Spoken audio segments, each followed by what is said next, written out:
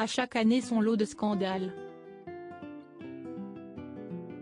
Si le Festival de Cannes est remarqué par sa sélection de films, évidemment, où les tapis rouges plus glamour les uns que les autres, il y a un point plus négatif qui fait couler de l'encre à chaque édition, les controverses. Depuis sa création, les polémiques ont entaché cette grand-messe du cinéma international. Certaines plus que d'autres. Si est le cas des révélations de la présidente du jury de la 32e cérémonie cannoise, comme l'a rappelé le documentaire Festival de Cannes, Palme, Scandale et tapis rouge, diffusé ce mardi 17 mai sur France 2 à l'occasion de l'ouverture de la 75e édition du Festival de Cannes. Rappel des faits. Nous sommes en mai 1979. Françoise Sagan est la présidente du jury, composée notamment du réalisateur Jules Dassin, de la comédienne Susanna York et du scénariste Sergio Amide. À l'issue des délibérations, ils avaient sacré 2 vainqueurs de la Palme d'Or, Le Tambour de Volker Schlondorf et Apocalypse Now de Francis Ford Coppola. Sauf que cette 2e Palme d'Or leur a été imposée.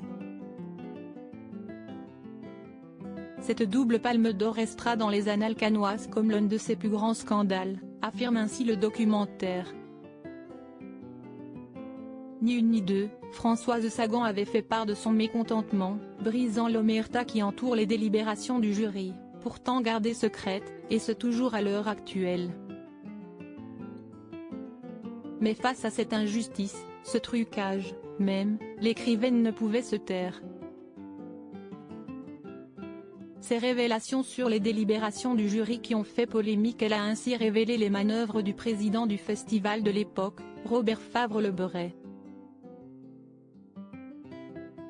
Selon Françoise Sagan, la Palme d'Or n'aurait dû revenir qu'à Au Tambour de Schlondorf, qui regarde le nazisme à hauteur d'enfant. C'était sans compter l'insistance et la pression de Robert Favre-Lebret sur les jurés pour qu'Apocalypse Now l'obtienne également.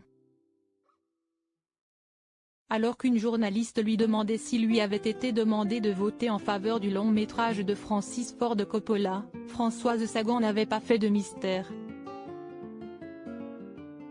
Oui, rétorquait-elle, droite dans ses bottes, avant de préciser que l'un qui les a forcés est uniquement Favre-Lebret, qui a convoqué Françoise Sagan pour lui dire qu'il importait que le festival récompense de la Palme Apocalypse Now.